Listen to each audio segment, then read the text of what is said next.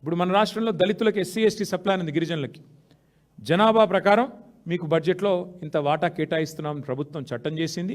దాని ప్రకారం ఒకవేళ చట్టం అమలు చేయకపోతే ఆ పైసలు వచ్చే బడ్జెట్లో మళ్ళీ రోల్ ఓవర్ అయ్యే విధంగా వ్యవహారం చేసినారు.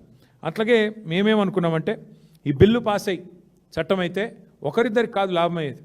రాష్ట్రంలో 72 లక్షల మంది రైతులకి ఎకరానికి 15,000 రూపాయలు వస్తుంది. చట్టం అంటే ఇంకోటి మా రైతు కూలీలకి అది కూడా ఉంది ఇందులోనే. నరేగా చట్టం ఉంది కదా, మీకు తెలుసు కదా, ఈ మధ్యన దాని పేరు మార్చినట్టున్నారు, ఏదో రామ్జీ అని ఏదో పెట్టినారు. అట్లాగే మరి ఈ చట్టం అయితే ప్రైవేట్ మెంబర్ బిల్లు చట్టం అయితే 6 గ్యారెంటీలది మీకు లాభం ఏంది అంటే యాసంగికి ఎగ్గొడతా వానాకాలం ఎగ్గొడతా అని చెప్పే హక్కు ముఖ్యమంత్రికి ఉండదు. ఇప్పటికి 3 సార్లు రైతు బంధు ఎగ్గొట్టిన ముఖ్యమంత్రికి తప్పదు.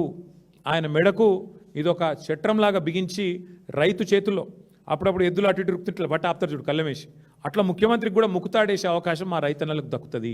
అందుకే ఈ చట్టం చేయాలంటున్నాం. పాస్బుక్ ఉన్న ప్రతి రైతుకి దీనివల్ల లాభం అవుతుంది.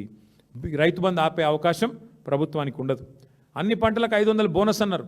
చట్టం అయితే మీకు బోనస్ కూడా ఇవ్వక తప్పని పరిస్థితి. అన్ని పంటలకు మొక్కజొన్న కావచ్చు, పత్తి కావచ్చు, సోయా కావచ్చు, మిర్చి కావచ్చు, అన్నిటికి ఇస్తామన్నారు. అన్నిటికీ మరి ఇచ్చే విధంగా చట్టం పనికొస్తుంది. బోనస్ అనేది బోగస్ కాకుండా కాపాడేది ఈ చట్టం. అట్లాగే రైతు కూలీలకు నెలకు 1000 రూపాయలు అన్నారు. ఈ చట్టం ద్వారా మీకు కూడా రైతు కూలీలకు కూడా లాభం అవుతుంది. ఆటో డ్రైవర్లకు నెలకు 1000 రూపాయలు అన్నారు. మరి మా రాష్ట్రంలోని 7 లక్షల మంది ఆటో అన్నలకి వాళ్ళకు కూడా ఈ చట్టంతో లాభం అవుతుంది. అందుకే దయచేసి నేను రాష్ట్ర ప్రజల్ని కూడా కోరుతా ఉన్నా,